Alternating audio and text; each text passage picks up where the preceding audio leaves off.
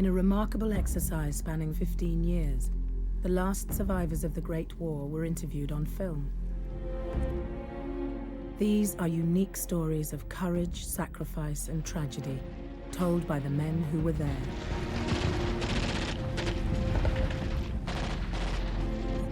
These extraordinary interviews have been brought together for the first time.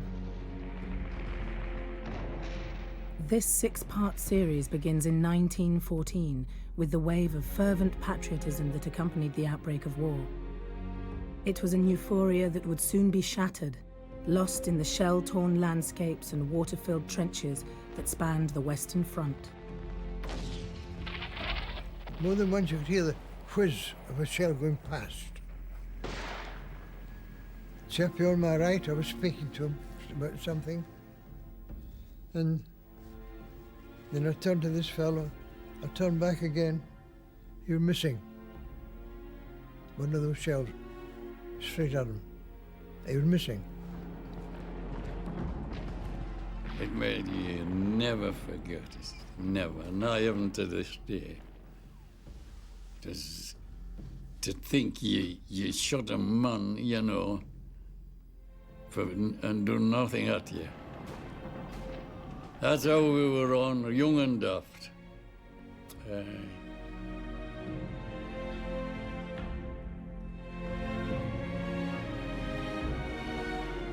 These are the last voices of World War I.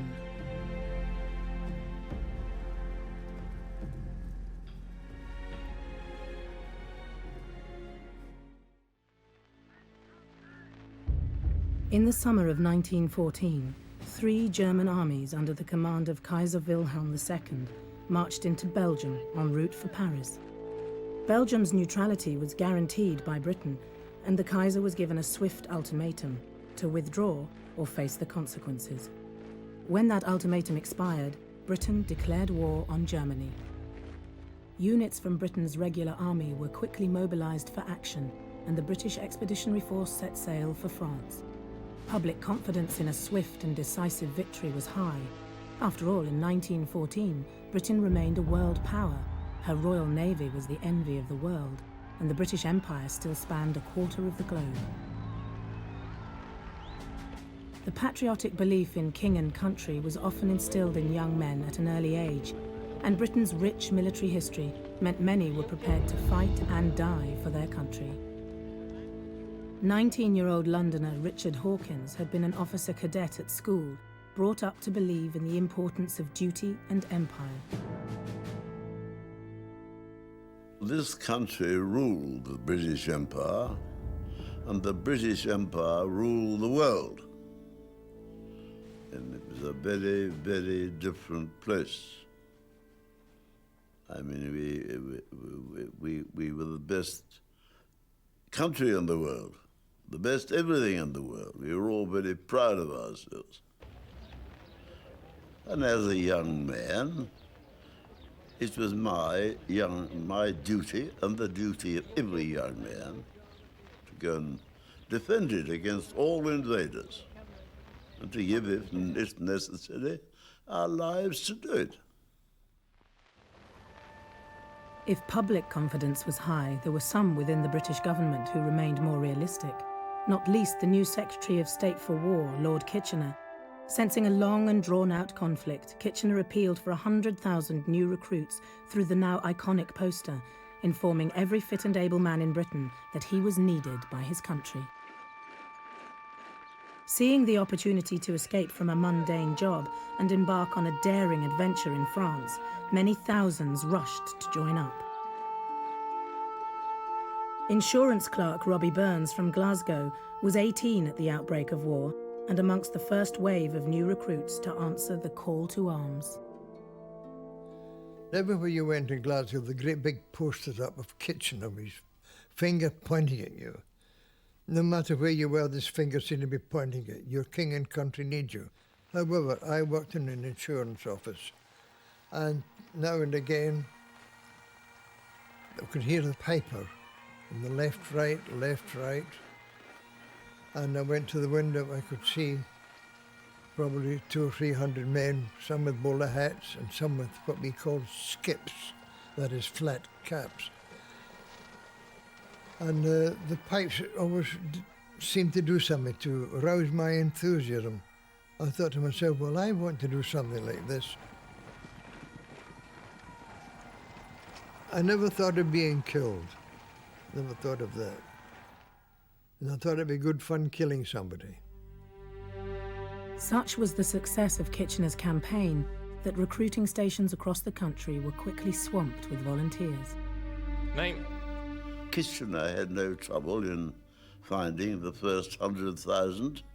Damaged you couldn't get into the Ruddy Army. There was such a rush to get there, to get on, and defeat the enemy and prevent him from taking over this country. Are you a British subject?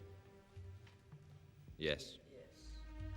It was our duty, nothing out of the ordinary. It was obvious. But as the ranks of Kitchener's new army began to swell, the patriotic volunteers had no idea of the horrors they were about to witness.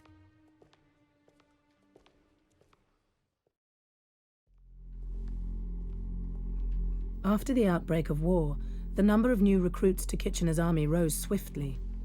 Meanwhile, in Europe, German forces continued their ruthless march towards Paris until on the 23rd of August 1914, they met the advancing British Expeditionary Force at the Belgian town of Mons. After an intense and bloody battle, the overwhelming size of the opposition forced the BEF to retreat. The Germans followed, turning their attention away from the French capital in the hope of destroying the retreating British army. As news of the BEF's gallant retreat reached Britain, the recruitment rate soared again as a new wave of patriotism swept through the country. Idealistic young men like 20-year-old shoe repairer Jack Rogers from London joined up, determined to prevent the Kaiser's forces from reaching England. Blinking old Kaiser and his son, we used to hate them people, but we certainly wanted to, get out and do our bit because we thought they might be taking over here, you see, and we didn't want that to happen. So we'd do anything that's to fight, of course, and keep them from coming here.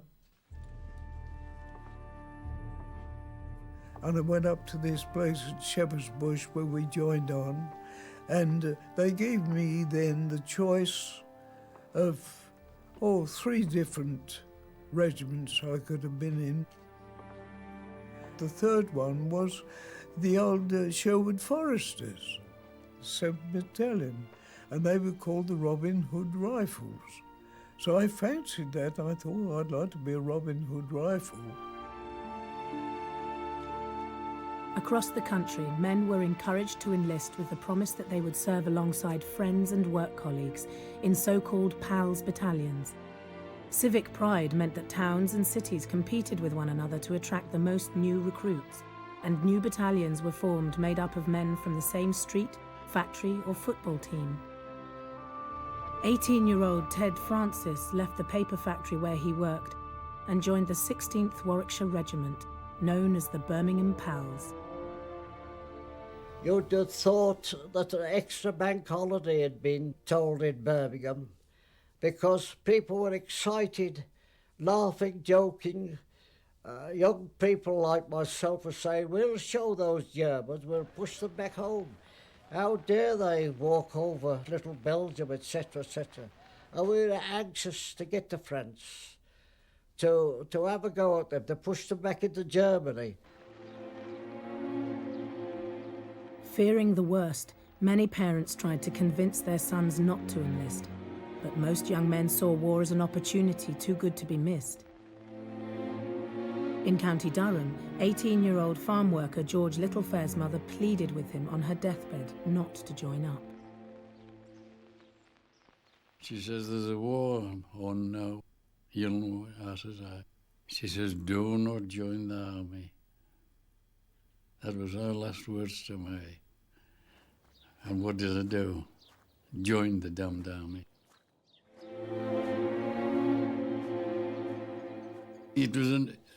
more or less a novelty to you, you know. Well, we've never been out to England, we've never seen out. We were raw country lads and never seen out. Aye, that was how we felt. We were damn long after we were learning, I'll tell you.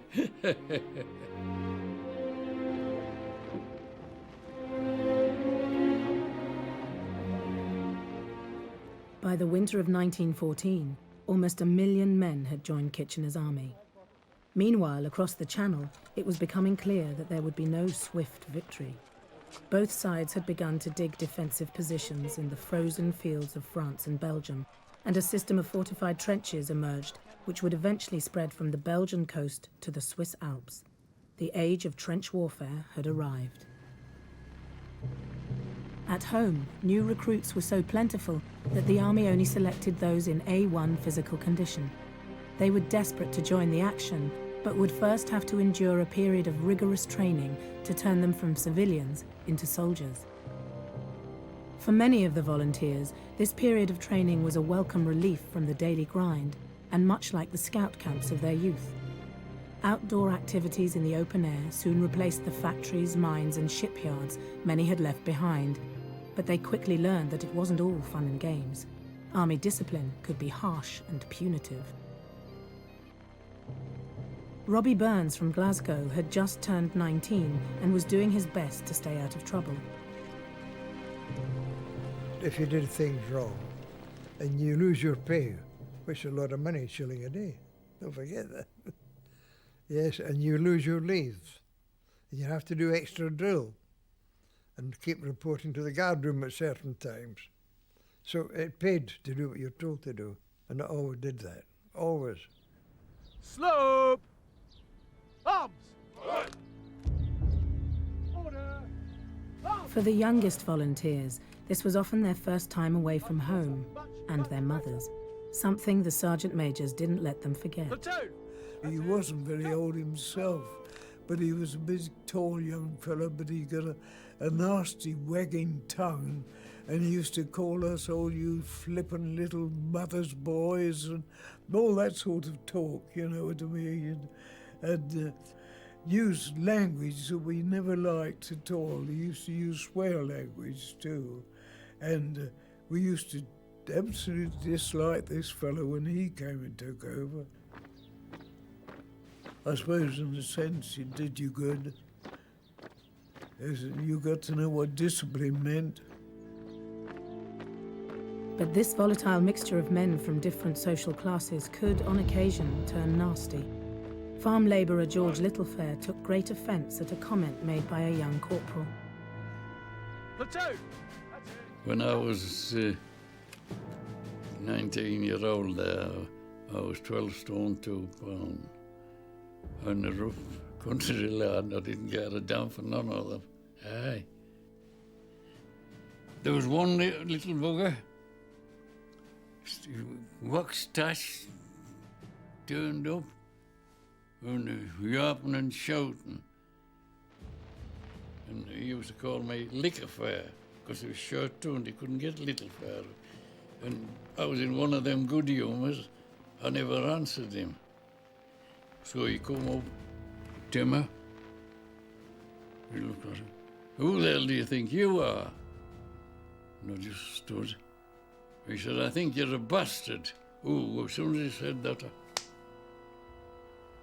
I hit him in the mouth with that. No, I said, don't prove it. George was fortunate. For striking a corporal, he could have faced a court-martial.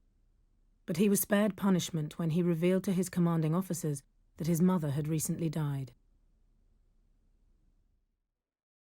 Discover the past with exclusive military history documentaries and ad-free podcasts presented by world-renowned historians, all on History Hit. Watch them on your smart TV or on the go with your mobile device. Download the app now to watch everything, from the gripping story of the Band of Brothers to Operation Barbarossa and D-Day. Immerse yourself in the dramatic stories of this remarkable era by signing up via the link in the description.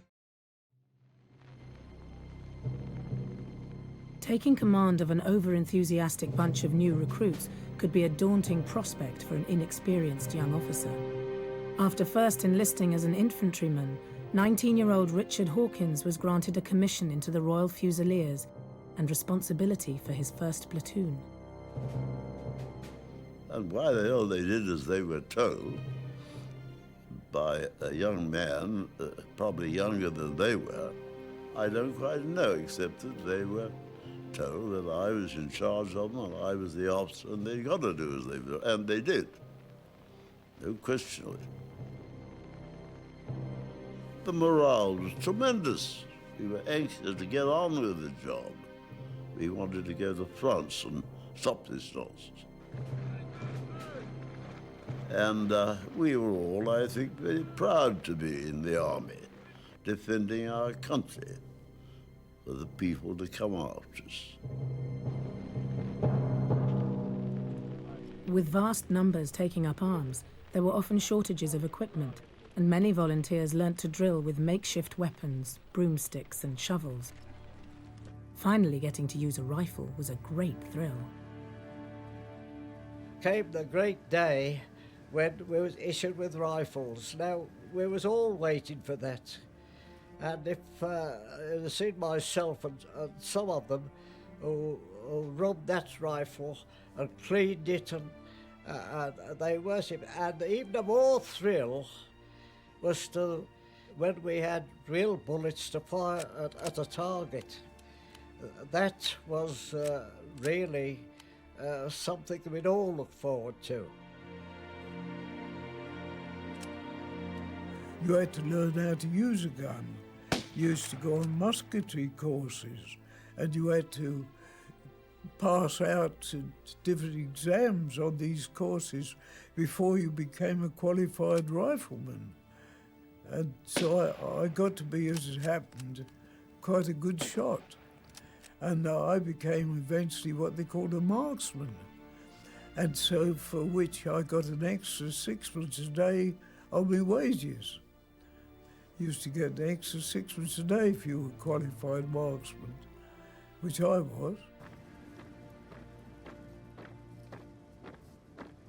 Kitchener had expected his new recruits to undergo a year of training before being sent into action, but two major factors meant that this period was cut short. Firstly, during the spring of 1915, the Allies suffered enormous casualties on the Western Front. In just 2 days of fighting, 11,000 men were lost for a gain of just 2 kilometres when British and Empire troops launched their first major offensive of the war near the French town of Neuve-Chapelle. Worse was to follow, as a further 70,000 men were killed or wounded fighting to defend the Belgian town of Ypres, where the Germans used poison gas for the first time to devastating effect. Then in April, the Allies attempted to open up a new front with the launch of the Gallipoli campaign in Turkey. In the months that followed, over 140,000 British and Empire troops would be lost on Turkish soil in one of the most infamous battles of the war. But for now, this deployment of fighting men to the east, combined with heavy losses in the west, meant that the new recruits were needed in France urgently. And in May 1915, the first divisions of Kitchener's army began their journeys to the front line. One of those preparing to go to France was 18-year-old George Louth from Hampshire. He had lied about his age when he'd enlisted and was given one last chance to avoid the fighting. Because my captain sent a sergeant out to me. He said, Louth, he said, the captain wants to know how old you are. I said, why, Sergeant? He said, because he don't believe you.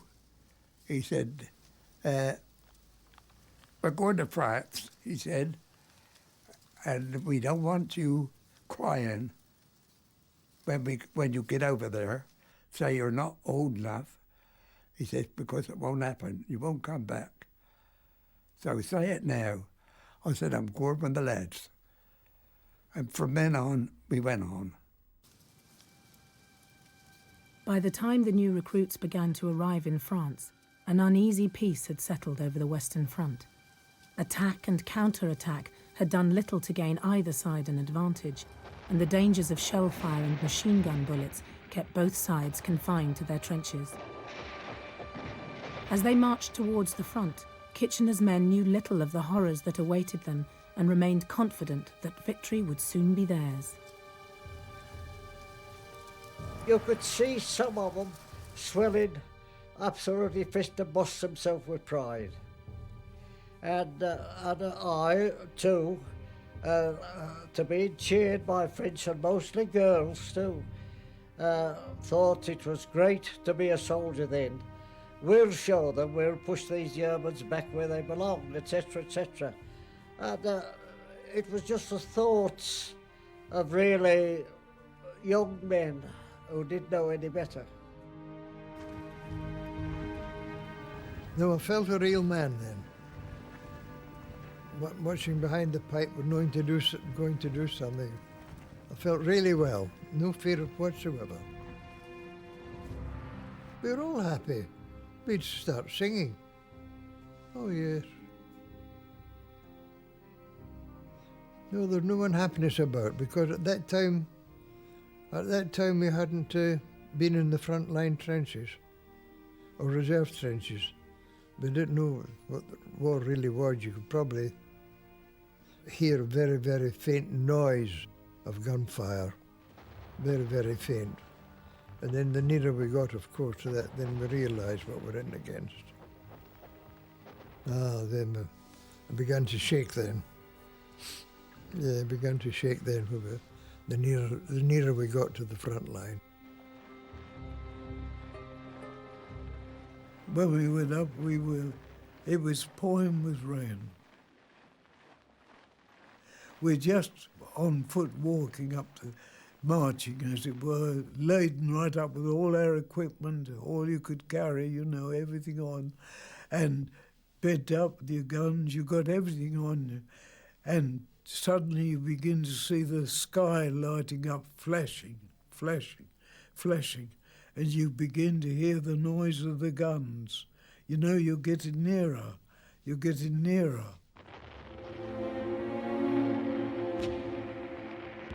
You can't help feeling butterflies in your tummy.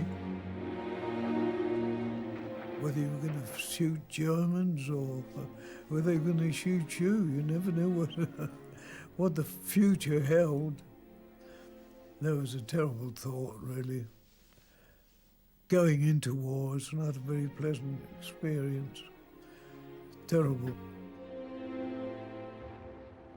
And in the weeks and months that followed, the men of Kitchener's army would learn the dreadful realities of trench warfare, where the possibility of death or serious injury was only a gunshot away.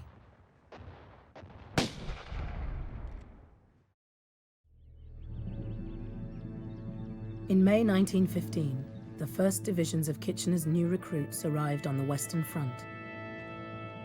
Many had been waiting for this moment for months, desperate to do their bit for king and country. But as they moved up to the trenches, men like George Louth saw for the first time the true horrors of war. When we got there, first thing we noticed was dead horses on the ground. We had to crawl over them dead horses that had been shot dead or the shells dropping over. And we knew then what it was like.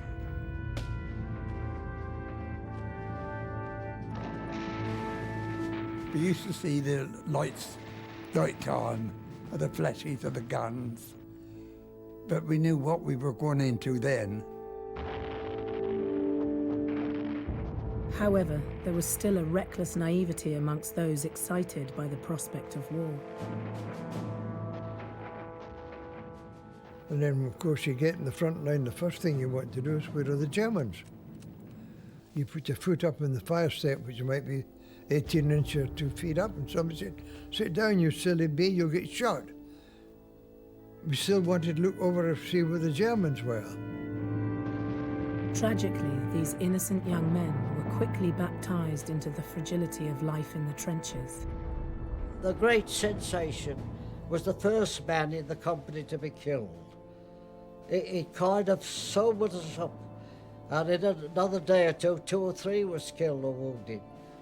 And it all came to our minds, this was no outing, this was real. And a German sniper really only wants a few seconds of your head and you'll get a bullet.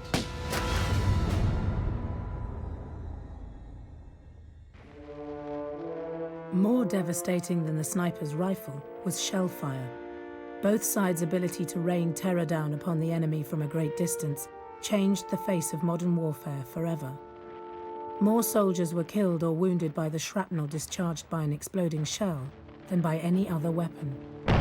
It was a deadly fact of life that the new recruits had to learn to endure. They're sending their shells over, we're sending the ours over, and you got that noise all day long. Day after day, for weeks.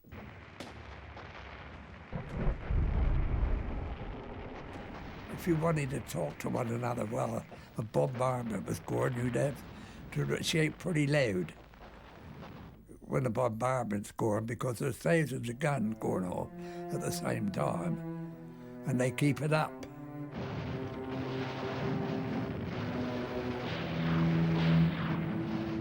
Well, at times it's indescribable. You could see the trench mortars coming over, great big thing like that with a sort of 2-foot handle on it, looked like that from it's up in the air. You could see it coming, going up going up, and then you could see it coming down. If it's coming, you think it's coming towards you, you run to the left or run to the right. And if you're lucky, you miss it. If you're unlucky, well, you're gone. Jack Rogers was lucky to survive when the trench he was in received a direct hit.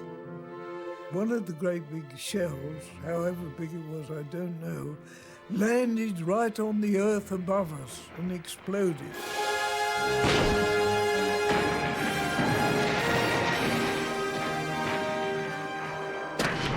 And all of a sudden, of course, all the earth above us all suddenly collapsed and came right down straight on top of us, absolutely as we were sitting there, buried us just completely alive.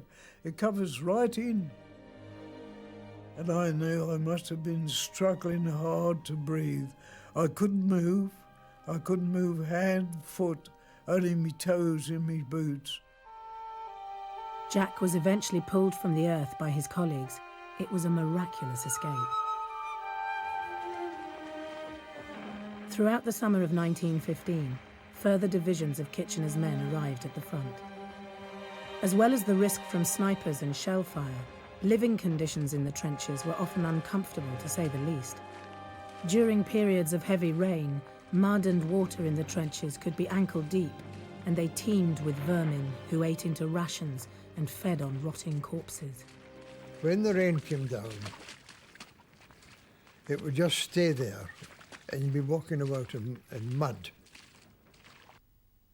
And then when that dried, you can guess the condition of your feet or your legs, particularly to those who wore a kilt. If the mud would work up onto the bare knees, it was pretty painful at times when the mud dried and the hairs were rubbing. It was pretty painful. More annoying for soldiers in the trenches were the lice, which lived in the seams of their uniforms and the warmth of their body hair. I'd been on sentry go for 4 hours, and the officer says, you're off for 2 hours now, and if you can find a dugout, he says you can have 2 hours sleep. After my 2 hours sleep, which I enjoyed very much, I felt itchy. And I started to stretch myself in various places, and I was covered with lice. And I was horrified. More than anything then, I was absolutely horrified. Well, you know, there wasn't a man in the trenches, but war wasn't lousy. You know, when I was on night duty, I used to get paraffin out of a damn tilly lamp. Rub myself all over with paraffin. I killed the buggers, see? Living in such terrible conditions, the men relied on the close friendships they formed with their colleagues to help them through.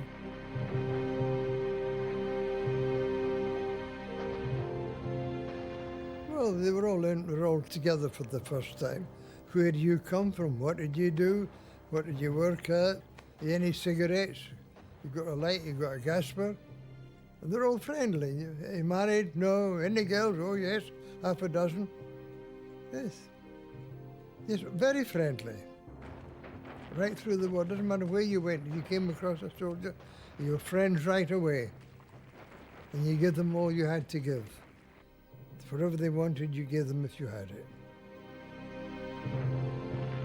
Closest of all were the bonds made between men in the PALS battalions. Often these men had grown up together in the same town or village, or had worked together before joining the army. George Littlefair from County Durham had volunteered together with his best friend from home.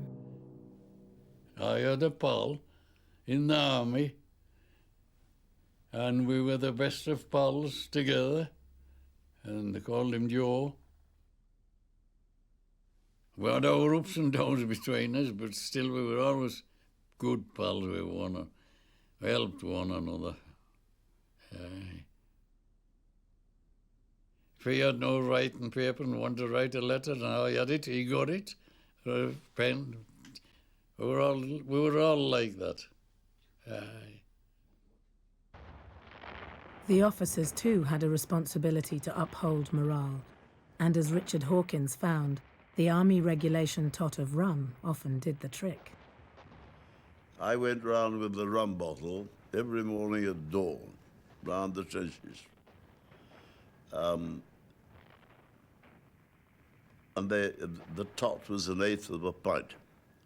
And I said, I'm going to exaggerate, but you could feel that rum going down into your boots, which were probably full of icy water, drying up the water, coming up to you and looking over them, and now where's that ruddy un?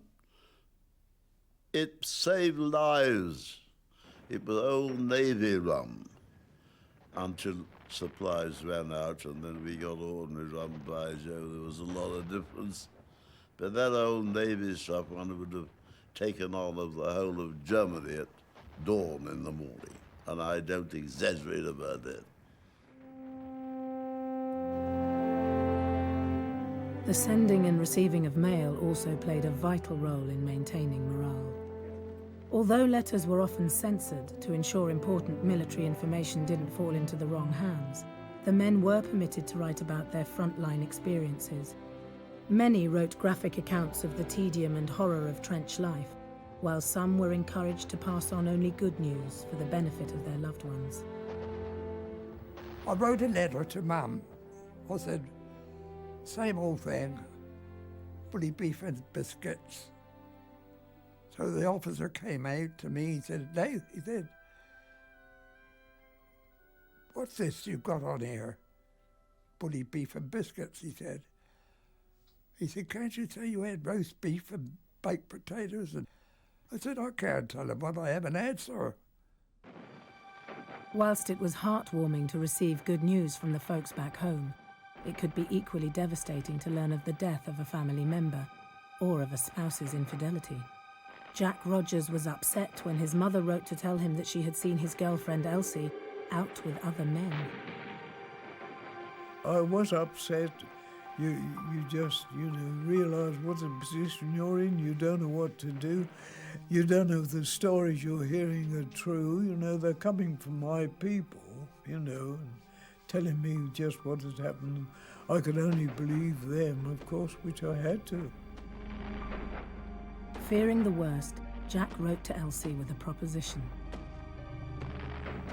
I wrote to her to my home when I heard about different things and asked her would she stay and I'd try and get home and we'd get engaged to be married. She never answered it, so I never heard from her anymore.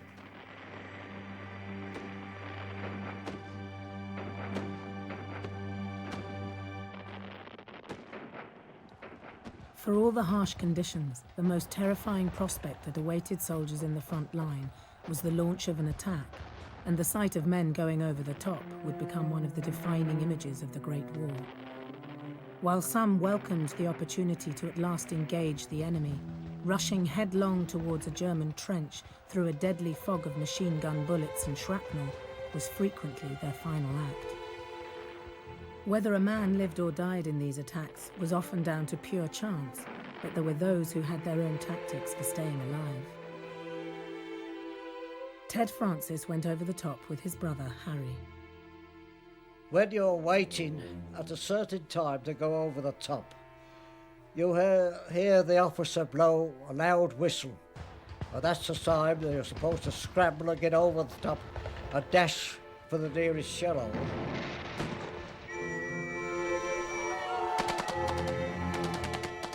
But Harry and I, on the sound of the whistle, we didn't jump up and get over. Those that did were mercilessly cut down by machine guns and killed, wounded. But we waited till the machine gun had passed our trench and then dashed over quick. And that, in a good many instances, no doubt, saved us from being killed or wounded.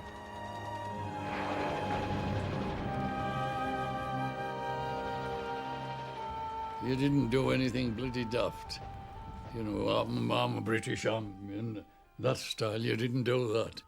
You went over very quietly. Whether a bit shelter, you took it. Aye. Aye. Sergeant would shout, "Get down, get down." Aye. You go down. You'd get in the back of a bloody thistle if you for shelter. You just had to lie as flat as you could. Don't lift your head up when you're lying flat. Lie down as low as you could. And then when the shelling stopped, go forward a bit. You're not on the parade ground when you're over the front. The parade ground, you've got to be so many inches away from each other. But when you go over the top, you can't measure that. Some can run faster than the others.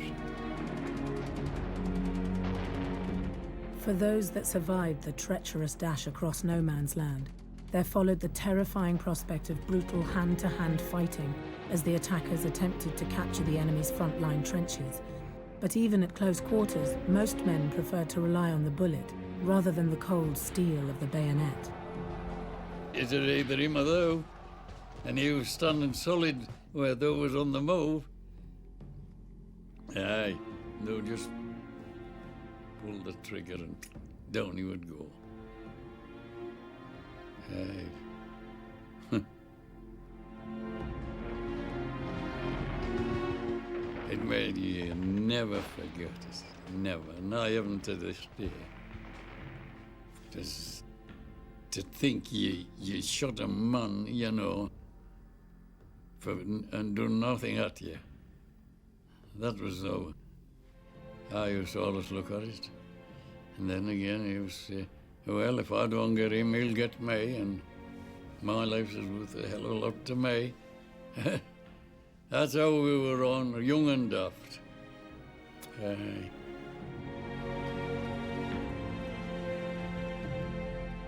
As autumn approached, the Allies needed a victory and planned their first truly concerted effort to break through German lines near the French town of Loos. It would be the first real test for Kitchener's men.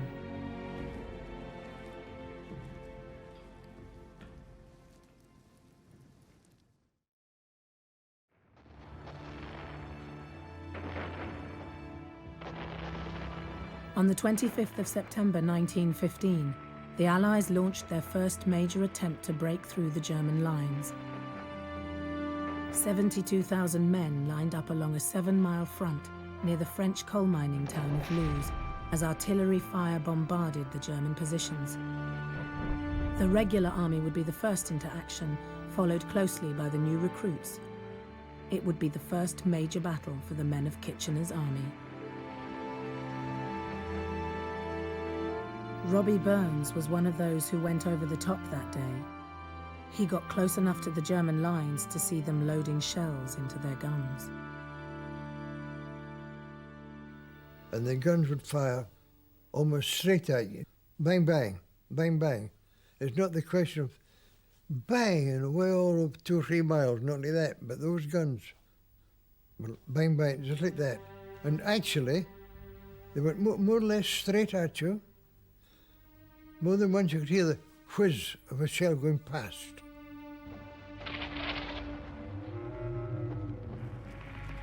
Chap on my right, I was speaking to him about something. And then I turned to this fellow, I turned back again. He was missing. One of those shells, straight at him. He was missing. Then I turned to this fellow on my left, I said, Bill's gone. And I turned to this fellow, lying there, down. By the end of the day, the Allies had broken through German lines, but problems with supplies and communications meant that their advance could not be consolidated. After 3 days of fighting, they were forced to retreat back to where they'd started. British casualties totaled around 20,000 men. The Battle of Loos had been a failure. It also highlighted a major flaw with the concept of PALS battalions, as for the first time, scores of men from the same village, town or factory fought and died alongside one another. The impact on life at home was devastating.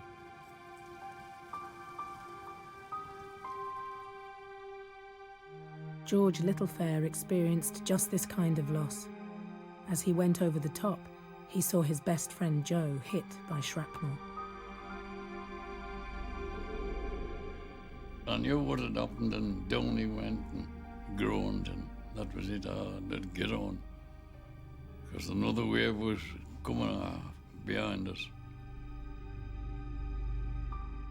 If I'd had time to do it, to lift his head up and try to talk to him, that's what I would have tried to do, but no good.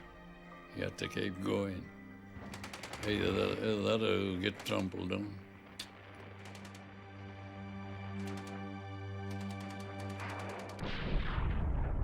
We've not even said so long to one another.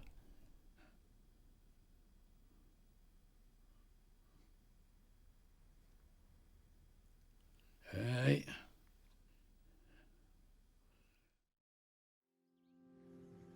"1915 had been a year of radical change for the British Army on the Western Front, as it adjusted to a new kind of warfare.